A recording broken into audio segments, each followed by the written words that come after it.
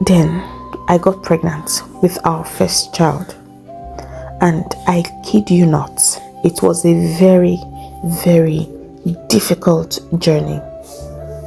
Toye had a habit of starving me whenever I made him angry. If we had an argument, he would refuse to give me food and would go as far as locking the kitchen. And when I say locking, I mean with an actual key, as if I was a child being punished.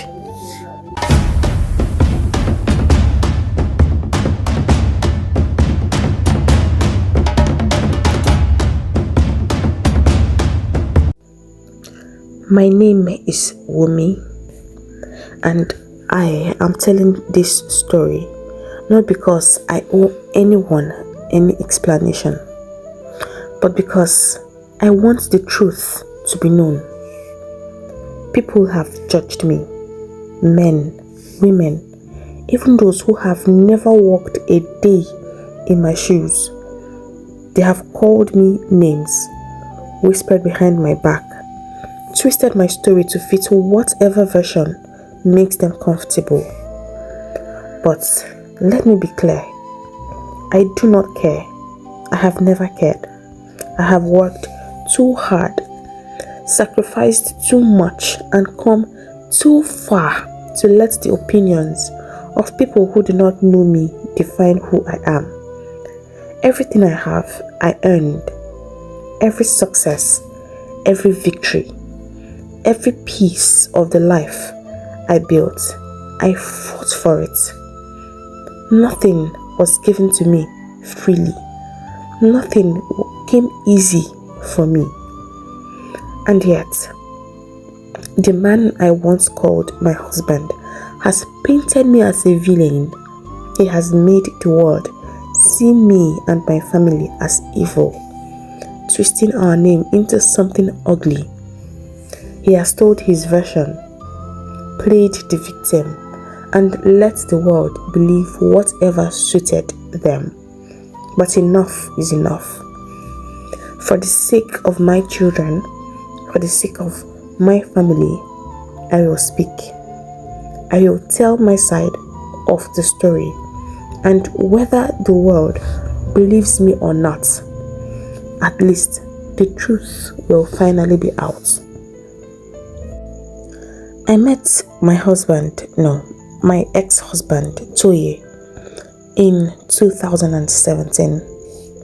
At that time, I was 21, fresh out of secondary school, with no clear path ahead of me. Yes, I came out of school quite late.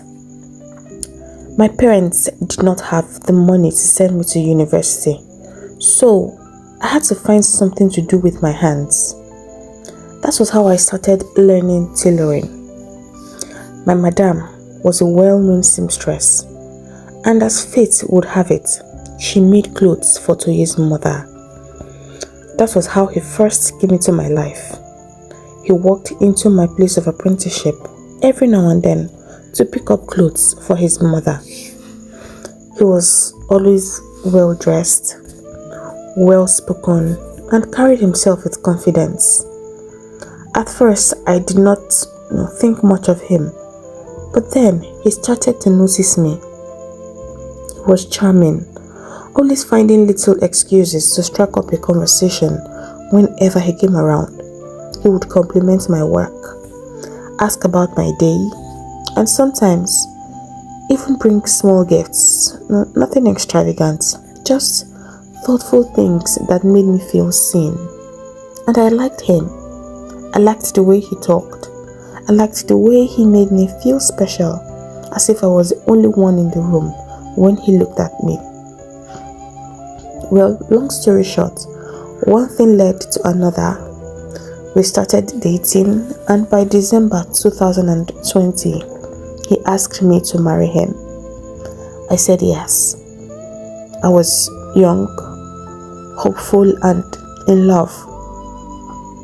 I thought I was stepping into a beautiful chapter of my life. We got married in 2021, and that was when everything changed. At first, I thought Toye wanted to take care of me, that he wanted to ease my burden. He told me, Wumi, you don't need to work now that you are my wife. I thought it was love, but I would later realize it was control. He forbade me from taking any job or running any business, including the tailoring I had spent years learning, the skill my father had struggled to pay for. Imagine me telling people that my wife is a tailor, he said one day when I talked to him about it, as if it was beneath him, as if I was something to be ashamed of. This was coming from the same man who proudly wore the clothes I designed and sewed with my own hands. The same man who, when people admired his outfits and asked who made them, would lie with a straight face and say, "Oh, my designer is a tailor based in Ghana."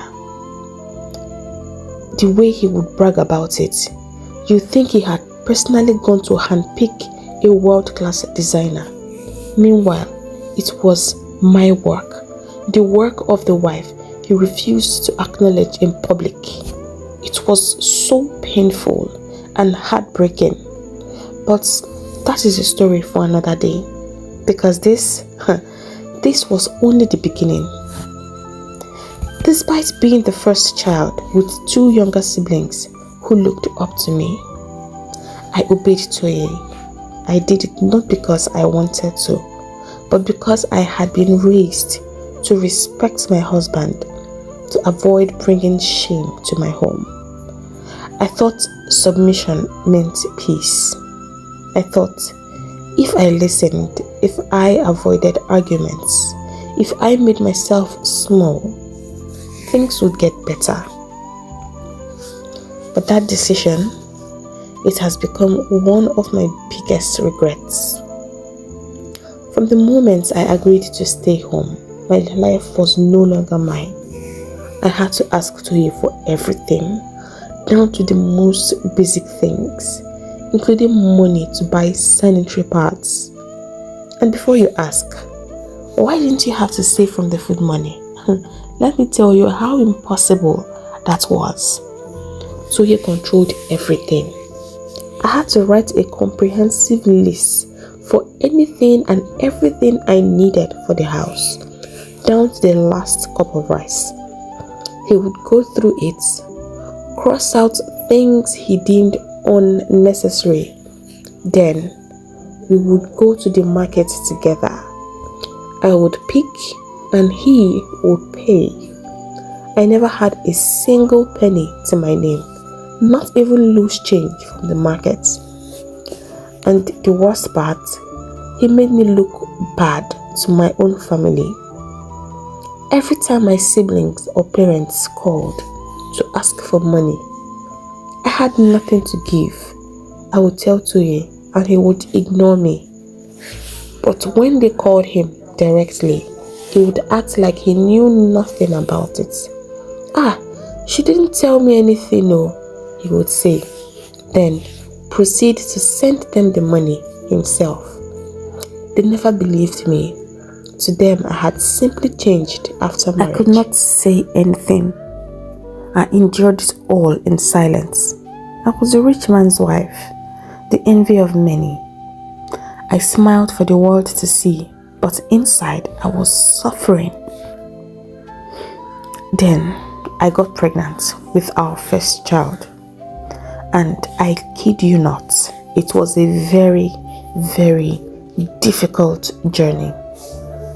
Toye had a habit of starving me whenever I made him angry. If we had an argument, he would refuse to give me food and would go as far as locking the kitchen. And when I say locking, I mean with an actual key, as if I was a child being punished. I was always hungry.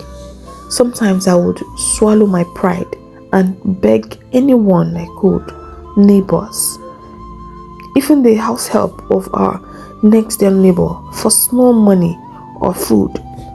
I lost count of how many nights I slept on an empty stomach while my unborn baby kicked inside me, crying for nourishment I couldn't give. One day, I couldn't take it anymore. I called his friend Jide and told him everything. I was desperate, hoping he would talk some sense into Toye. Jide actually did some talking, but the outcome was worse than I could have imagined. That evening, Toye stormed into the house, his face dark with rage. "How dare you embarrass me in front of my friend like that, Umi?" he fumed. And for the first time, I did not cower. I was angry too. I matched his anger. "You are heartless, Toye. Who starves a pregnant woman intentionally? His pregnant wife, if not a wicked man." Omo, I did not even see the slap coming. It landed so hard on my face that for a moment I thought my head had gone round 360 degrees. My ears rang, my skin burned. But the worst part was the words that followed. "I see you have not learned your lesson," he sneered. "But you're lucky I don't beat women. If not, I would have dealt with you now." Then, as if nothing had happened, he walked over to the table. He had bought fried chicken and potatoes on his way back. Toye sat down in front of me, opened the pack, and slowly, deliberately ate every single piece in front of me. I was stunned. I was speechless. But most importantly, I was hungry. That night, something inside me shifted. That night, I knew without a doubt that the man I married was a beast. I should have left him. I should have run then. But where would I go? I was pregnant. I had no money, and my parents were struggling. They weren't even an option. So I learned. I learned to remain silent when he shouted. I learned to nod and agree no matter how much it killed me inside. I learned to submit not out of love, but out of fear. Because if I wanted my baby and me to survive, I had no other choice. Then just a year after our child was born, Toye began openly seeing other women. He did not bother to hide it. He would come home smelling of perfume that wasn't his shirts stained with lipstick I had never owned. At first I tried to ignore it. I told myself, maybe I was imagining things. Maybe he would change. But then it got worse. He started sleeping out. Some nights he wouldn't come home at all. Other times he would stay away for days, leaving me alone with our 1-year-old child. No explanation, no apologies, just silence. Each time I confronted him, his punishment was, the usual. He would stop giving us food. That was his ultimate weapon. His way of taming my rebellion. It did not matter that we had a baby. It did not matter that I was still breastfeeding. I would beg, I would cry, but he wouldn't budge. Most days I had to swallow my pride and go back to my neighbor's doors, asking for food. This time not for myself, but for my child. And it did not even take long. The insults started. At the slightest provocation, usually when I asked him for money for anything, whether it was milk, diapers, or even food for our child, he would lash out at me. long you know how to do this, collect, and go out there and see your mates doing big things. He would sneer. One day I had to remind him that he was the one who had forbidden me from working. Toye laughed in my face. Tailoring, he said.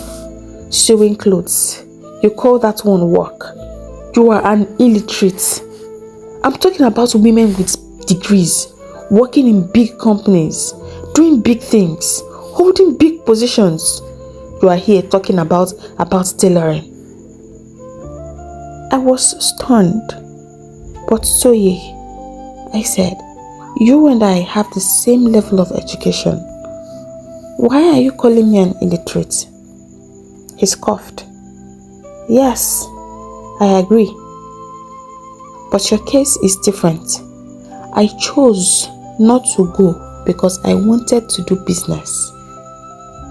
But you are wretched and poor. That was the day I stopped arguing. That was the day I learned that no matter what I said, I would never win. So I kept quiet. At least, make her steal the seafood chop. Then, I got pregnant again. This time I was less hungry. I was less hungry because I had learned how to behave if I wanted food. I had mastered the art of silence and submission. I had learned to smile through the pain, to nod when I wanted to scream. But even then, Toye was rarely home. After the birth of our second child, something changed in me. Or maybe something changed in the way he saw me. My body had changed. I had gained some weight. My stomach did not return to its former size, and I had stretch marks, deep dark lines that mapped my motherhood. But to Toye, there was something to mock. You are too fat, he sneered, his eyes full of disgust. And look at how big and round your stomach is, without a zebra crossing on it. I know someone who has 4 children, and you will never know. Toye said to my face almost every day.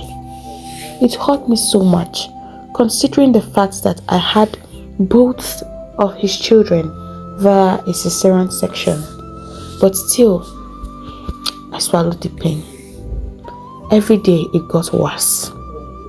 Every time he saw me eating, he would shout, "Hey, Wumi, so you still have the mind to eat, even though you already look like a hippopotamus?" Yes, he called me a hippopotamus. He conveniently forgot that I was exclusively breastfeeding, that my body was working day and night to nourish our child. But karma has a way of finding its moment. One day, my mother came to visit. Toye did not know she was around because she had just arrived while he was at work. She was inside the room when he came back. I was eating dinner, and as usual, he started attacking me just for eating. What is all this? Look at the size of your stomach. Look at the food you're eating, and you're still eating food. Wumi, you can still eat food. You can still sit down and carry food and eat it. Wumi, have mercy on yourself. A man can't even look at his wife and be happy. He ranted, pointing at my stomach. What kind of useless stomach is this? My mother heard it all. She stepped out, furious. Toye, what is this nonsense coming out of your mouth? Her stomach is big. We agree. My daughter carried 2 children for you. She has a reason for her stomach to be like that. What about you? What is your own reason? Why is your own stomach looking like a GP tank? I nearly choked. Toye was livid. He had never been so insulted like that before. He quarreled so bitterly with my mother that I became the proverbial grass that suffered as two elephants fought. My mother left the next morning, vowing never to step foot in his house again.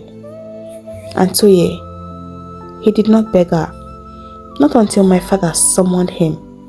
My father did not ask, he commanded. He warned Toye severely, making it clear that his behavior would not be tolerated. And then he demanded an apology. Only then did Toye apologize. But I knew deep down, he did not apologize because he was sorry. He apologized because he was afraid of my father. Everybody was. But then I'm glad in a way that it happened like that, because at least they were also seeing the kind of man that he was without me having to say anything. Things took a turn for the worse the day Toye brought home a strange girl. He introduced her to me as his cousin. Just like that, as if that explained everything. I looked at her. She was young, maybe in her early 20s, and stunningly beautiful. I had never seen her before, never heard of her. A cousin from where? Of course I doubted him, but I knew better than to ask questions. If I dared confront him, I knew what would happen. He would stop giving us food. He would let me and my children go hungry, just to prove a point. So I kept quiet. I smiled. I nodded. The girl stayed for 3 days, and in those 3 days, Toye became a different person. Every day, he came home early, something he had not done in years. He would sit with her in the living room, talking and laughing, like a man without worries. Then I would prepare their food, I would serve them, and then I would clear the table while they continued their endless conversations. I watched them from the kitchen, pretending not to notice how his eyes lit up around her, how he suddenly had stories to tell, how he found everything she said amusing. Toye and I never talked like that, not anymore, not since a few months after our wedding. And even when we did manage to have a conversation, it always ended in an argument. I honestly do not know why he married me. I knew I was beautiful, but I wasn't sure he still saw it. The only thing I knew for certain that he loved, that he still loved, was my food. Toye loved my cooking. No matter how much he insulted me, no matter how much he ignored me, he never stopped praising my food. He swore I was the best cook in the world, better than even his own mother. That was the only thing about me he valued. Toye did not love me. He did not even love his own children as much as he loved the food I placed before him. And yet, that same night, when I lay awake beside my sleeping children, listening to the laughter from the living room, I realized something. Even my food could not make him stay with me if he did not want to. The girl left after 3 days. She never spoke to me, never acknowledged me. She came, she stayed, she left. And Toye, he returned to his usual habits. The late nights, the disappearing acts, the silence. But I no longer complained. My closest friend, Amina, never stopped urging me to leave. Wumi, you deserve better than this. This is not life, she would say over and over and over again. But I couldn't leave. Where would I go? It would be too shameful to return to my father's house, to let people see that my marriage had failed. People would talk. I had no money, no business, no plan. The only qualification I had was my O-level certificate. What kind of job would I even get with that? I was stuck. But in all of this, Amina was my rock. She was the one good thing I had, apart from my children. She saw what I was going through and did not just sympathize. She acted.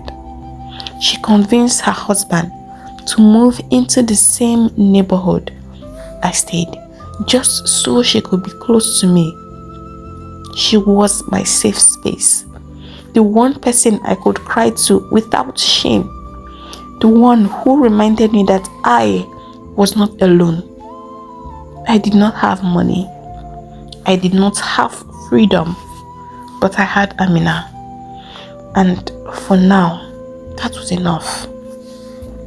Then, one day, something happened that broke the camel's back. I was clearing the house when I stumbled upon a document tucked away in one of Toye's drawers. At first, I did not think much of it, but when I unfolded the paper and read the contents, my entire body went cold. It was a birth certificate, a 4-year-old girl's birth certificate. And there, under the section for the father's name, was Toye's full name, his signature, his handwriting. I couldn't breathe. Toye had a child older than our firstborn, which meant that when he met me, when he was sweet-talking me, promising me the world, he already had a child somewhere or a woman pregnant for him, and he never told me. I sat on the floor and wept. I wept for all the years I had wasted, for all the sacrifices I had made, for the shame I had swallowed, only to discover that the man I called my husband had been lying to me from the very beginning. I couldn't keep this one inside. This was too much. It was too big. When he returned that night, I confronted him, shoving the birth certificate into his hands. "What is this, Toye? Who is this child?" He glanced at the paper, then scoffed. "I don't know what you're talking about." Toye stood before me, looked into my eyes, and denied it. He denied it boldly. Something inside me snapped. I could no longer do this. I gathered my 2 children. Then my daughter was already 2 years old, and my 7-month-old son, packed a few of our things and left. I did not care what people would say. I did not care about the shame I had feared for so long. I swallowed everything. I went home to my father's house. Toye came the next day. He was a different man, suddenly humble, remorseful. He knelt before my father and mother, apologizing, saying he had kept the child a secret because he knew I wouldn't have married him if I had found out. He even looked like he was about to cry. For 2 weeks, my family, his family, elders, everyone intervened, urging me to forgive him. And then, in the end, I did. But Amina sat me down and really talked to me. She advised me to make sure that he agreed to set me up for business and put it into writing before I agreed to go back. "Wumi, people like him don't change," she said. "Now is your chance to think about yourself and your children before you go back. Make sure he sets you up for business and put it in writing." I took her advice. Before I agreed to return, I made Toye promise that he would open a store for me and buy all the machines I needed to start my fashion business. The machines were expensive, yes, but I knew he had the money, and this time I wasn't going to be foolish. He agreed. A few days later, he came and took me to the place he got the store. Just like I wanted, he had my machines ready in my name. I went back home with our children. I still had a lot of materials in my possession. I had hoped to start sewing when I got married. So before my wedding, I had invested the money I had on getting a lot of materials. But you already know how that went, so I just packed them somewhere. Well, since I was back in business, I brought out everything and moved them into my new store. It was a new beginning for me. After I went back home with our children, Toye seemed different. He was just like he used to be when we first met. Attentive, caring, involved. And for the first time in years, I felt like everything had finally fallen in place. But it did not last. It never does. Amina was right. People like him never really changed. Just 2 months later, Toye was at it again. This time, I did not sit back and endure it. Amina would not let me. I started watching him closely. He was careless, just as all men who think they are untouchable tend to be. I went through his phone conversations, and that was when I made a discovery that nearly shattered me. Toye had never left his baby mama. Not only was he still involved with her, but he had also gotten her pregnant again. And worse, my husband had secretly done a traditional wedding with her.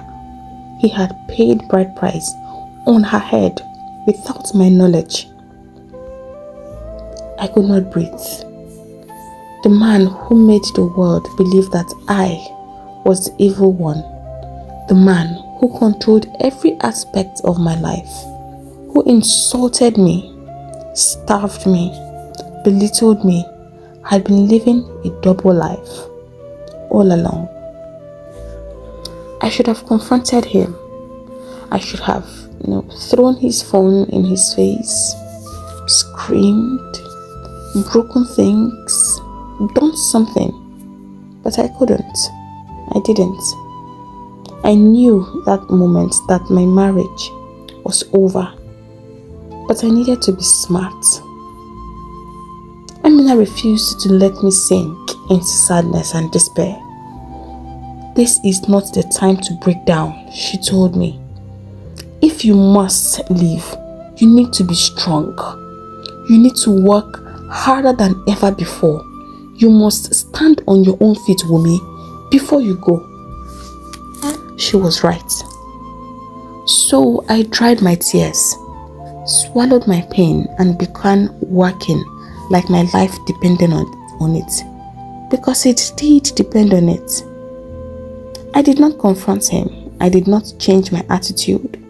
I smiled whenever he was around, played the role of the obedient wife, and acted like I knew nothing. Not that he would have noticed anyway. Toye was barely home, always on one so-called business trip or another, to Ghana, Abuja, anywhere but where he was supposed to be. The man can lie. But I knew where he was, and I no longer cared. I was only biding my time. I poured all my energy into my tailoring business, using it as a distraction from my shattered marriage. And God blessed me beyond my imagination. Barely a year into the business, my work spoke for itself. Every outfit I made was loved and admired. Customers kept bringing back their clothes. They kept coming back for more. and referrals started flooding in. Amina took it upon herself to market my work online. She posted pictures of my designs, wrote engaging captions, and handled customer inquiries. I never asked her to do it, she just did. That's the kind of friend she was. My children practically lived in Amina's house after school. She made sure they ate, did their homework, and played safely, just so that I could focus on my work. I truly don't know what I would have done without her. As the demand in my store grew, I had to employ a few more experienced tailors to help me meet deadlines. My apprentices increased too. Everyone wanted their daughters and their sons to learn from Wumi. And soon, the space I had was no longer enough. I had to attach an extension to the main building to accommodate everyone. I was making good money. I was standing on my own 2 feet, finally. And through it all, Toye had no idea how successful I had become. He probably thought my business was just a small-time hustle, something to keep me busy while he ran around spending money on his various women, including the secret wife he still could not stay faithful to. He didn't think much of my business or believe in it, so he never checked up on it. He never cared or even asked how it was going and what was going on there. But while he was busy gallivanting in expensive hotels, nightclubs and restaurants, I was making smart business moves. Amina had been pushing me to diversify my incomes, to have different streams. Never put all your eggs in one basket, Wumi, she said. Find another stream of income. You never know what will happen. It sounded like a good idea. So when one of my regular customers told me about the palm oil business, I jumped on it. The concept was simple. Buy barrels of palm oil when they were in season, store them, and sell during the dry season when palm oil had become scarce and the prices doubled. I invested 10 million naira into the business. At the end of the year, I made 100% profit, but I kept it a secret. Toye thought he was the only one playing a game, but he had no idea what I was playing. I pretended not to know about his shenanigans, his infidelity, his reckless spending, because I was waiting for the perfect time to strike, waiting for the moment when I would shock him with my success. I married a man who never discussed anything with me before making decisions. His word was law, and I had no say. The only time he ever confided in me was when he told me he wanted us to move to a smaller house. His reason? He planned to sell the house we lived in to raise capital for his failing business. I did not argue. After all, he needed the money. Even though I had my doubts, I still obeyed him. After all, he was the man of the house. He sold off the house and we moved. A few months later, without a hint of remorse, he dropped another bombshell. Wumi, I have married a second wife. Just like that. As if he were talking about buying a wristwatch. He did not even look ashamed. He continued, "Our culture permits me to take another wife," he added casually, like he expected me to accept it without question. Of course I did. I accepted it. I still did not argue. I had learned to, conserve my energy for things that mattered. Toye did not matter to me anymore. But the next day, he walked into the small apartment we now managed with her. And that was when the last thread of my patience snapped.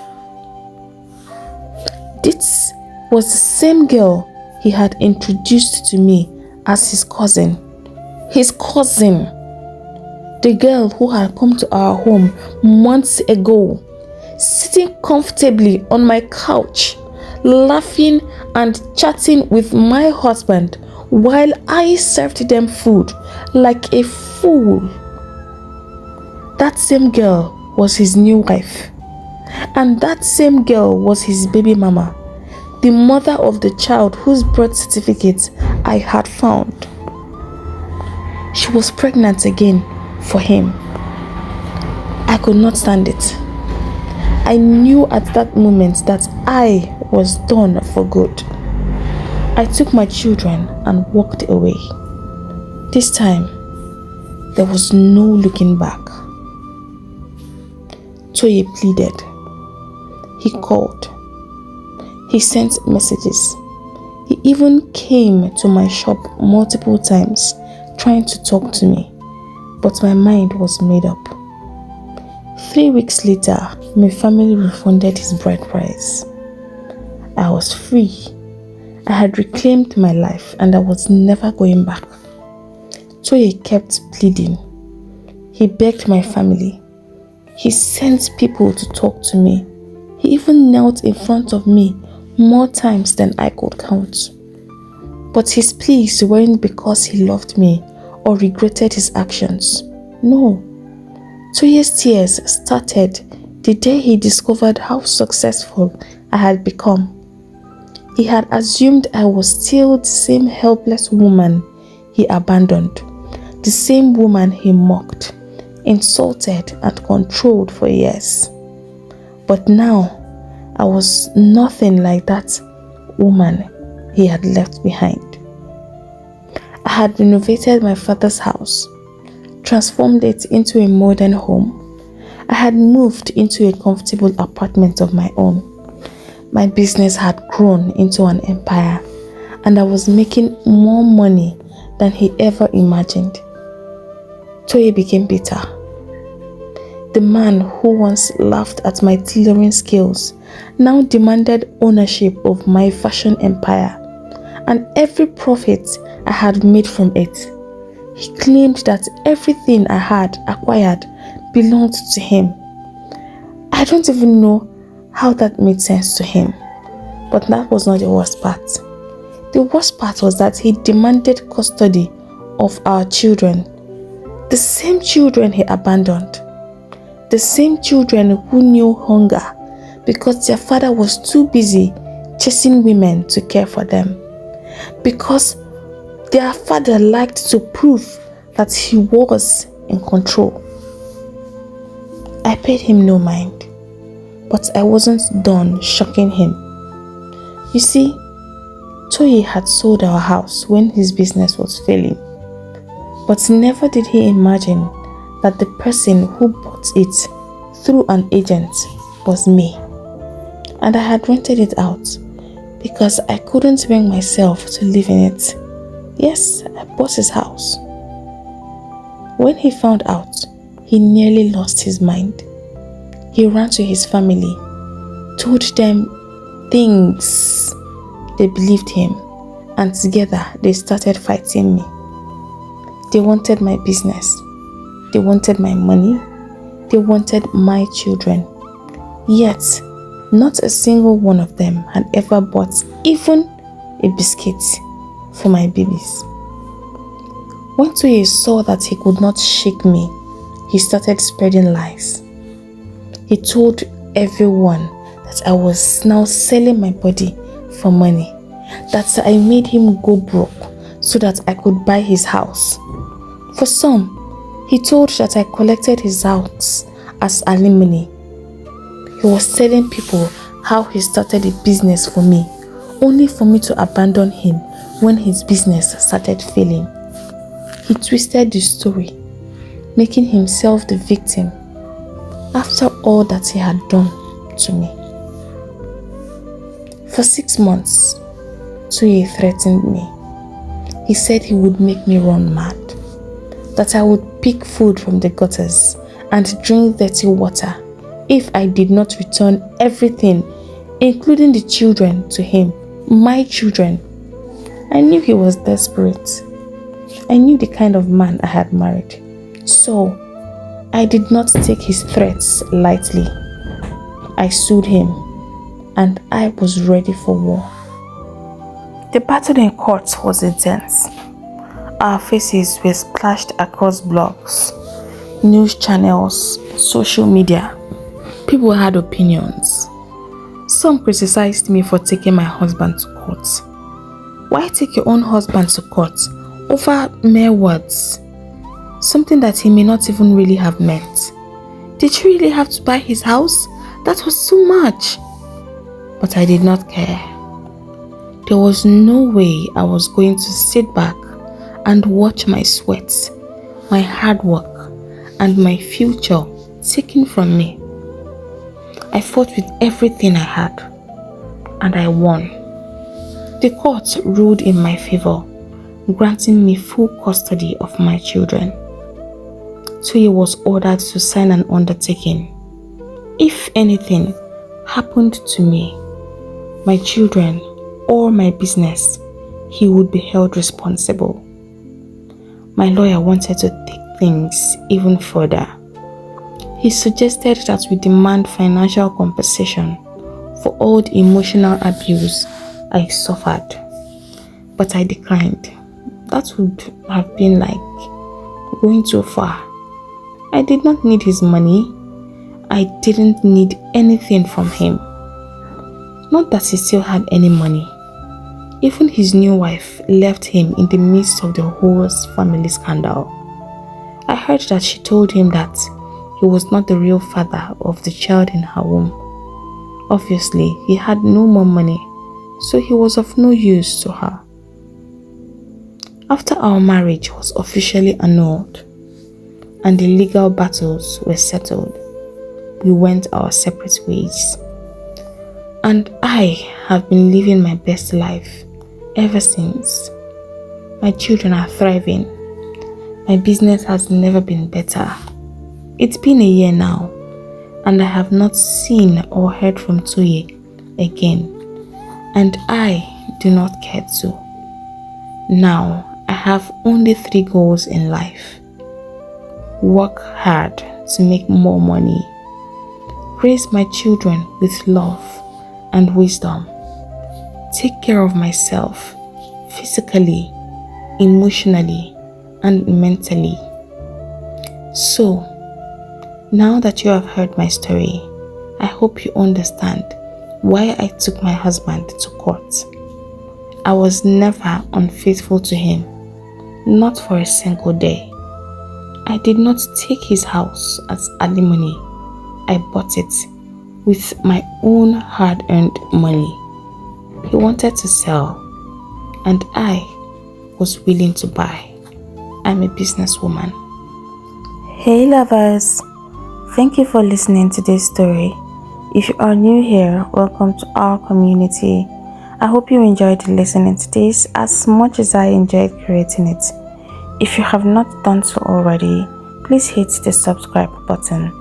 And to support the growth of our community, give this video a big thumbs up. If you know someone who would enjoy a story like this, do not hesitate to share. Don't forget to leave a comment down below. Remember, like, share, drop a comment, and subscribe. I'll take my leave now, but I hope to see you in my next video. Bye.